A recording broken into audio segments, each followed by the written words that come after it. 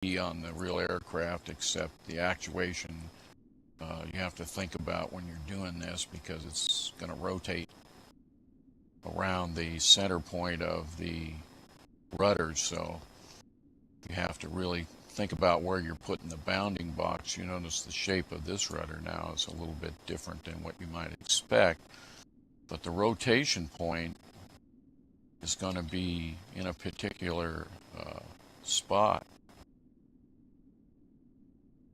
Hang on just a second.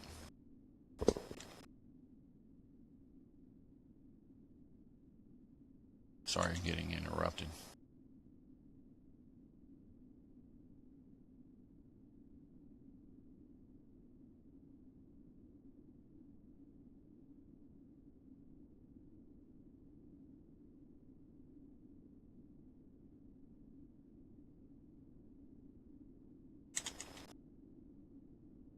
Okay. I'm going to put this rudder back. Now let's look how this rotates, because it is very important. I'm just going to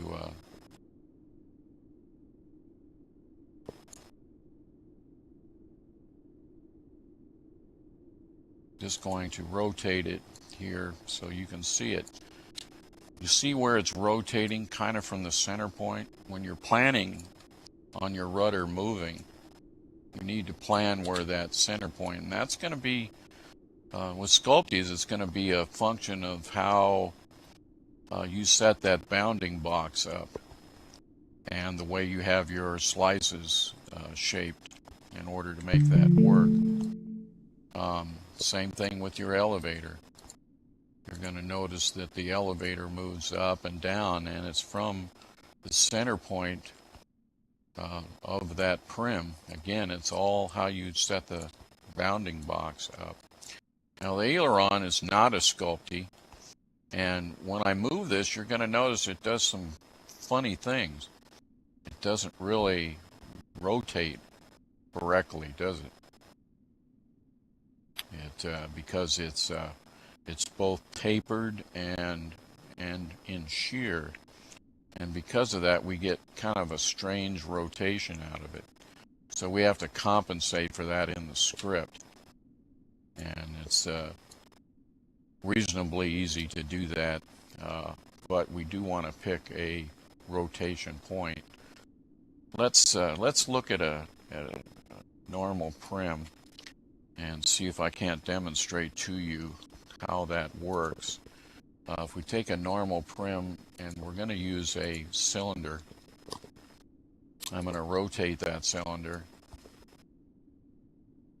so that it's kind of in the direction of a aileron here, so it's kind of facing you folks. Now we want to make a aileron out of this, so let's kind of stretch it. I'm going to make it just a little bit bigger so you can see it, and we're going to stretch it in the vertical, and then we're going to stretch it in the y-axis. Now if this is going to be an aileron and not a wing, how are we going to make that rotate? Because we know that the aileron has to move within a section of the wing, a cutout. So right now the way it's moving on the center, but you know, we got a whole big piece here sticking out in the front, and we don't want to have that sticking there. So and someone's saying cut path, and that's true. That's exactly what we're going to do. We're going to go ahead and create cut path for that, and we'll move the B and E dimensions until we get something that looks like this. Now we have something that is reasonably close to an aileron. And of course we can create that in a Sculptee form. Let's see, I can go back one here. Okay, so this would be an aileron, and of course we can taper it if we want to.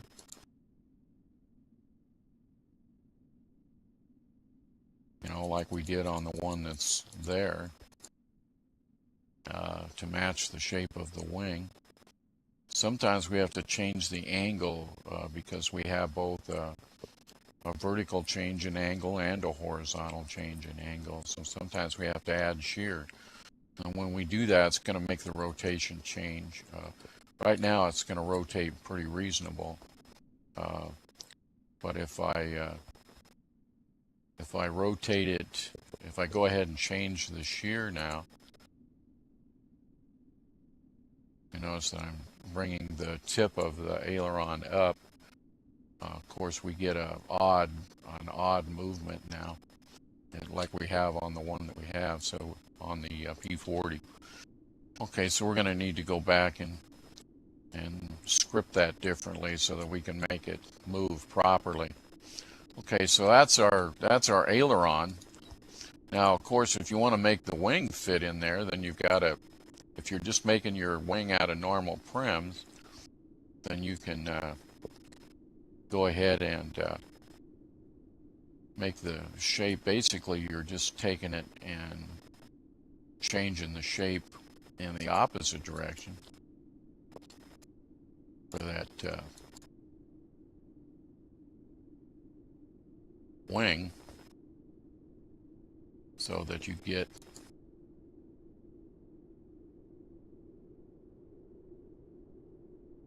something that looks like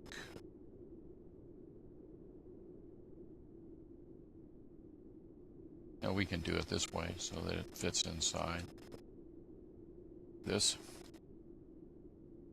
So there would be your aileron and your wing. And this aileron's a little bit bigger, a little bit big, so you probably have to work a little bit between them, and maybe the aileron would be smaller, and you might have to change the cut dimension of that in order to make it. Now, it doesn't matter if this is an aileron or we turn it vertical, and then it becomes a rudder. It's still basically the same in terms of the way it operates. Now it's a rudder. So now we're moving it in this direction.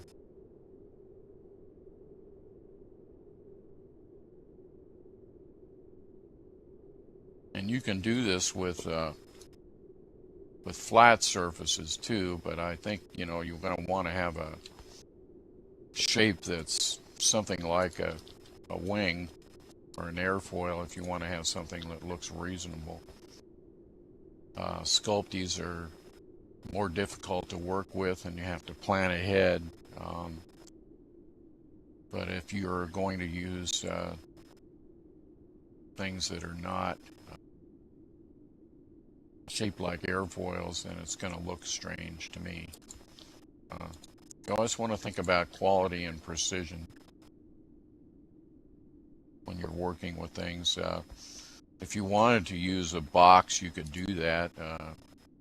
Sometimes things require us to use different shapes. I guess that's why Sculpties have come into their existence, because we can get better shapes than we can in using normal prims. But let's say you wanted to, again, you wanted to build something out of a square instead. It would be the same thing. We can go ahead and stretch these. Then we're going to have to cut that in half in order to get it rotate, because it's going to rotate on the center point. So again, we'd have to do a cut path to make it rotate.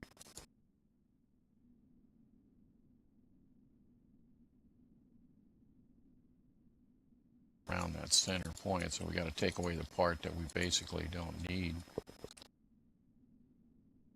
Then we can rotate it properly. You could make it out of a box, but it's just not shaped right. different ways to make airfoil. So if I put our cylinder back out here, there is a way to make different airfoil shapes. We'll go ahead and rotate this. Obviously, you have more control in this with a Sculpey prim in terms of making airfoil shapes.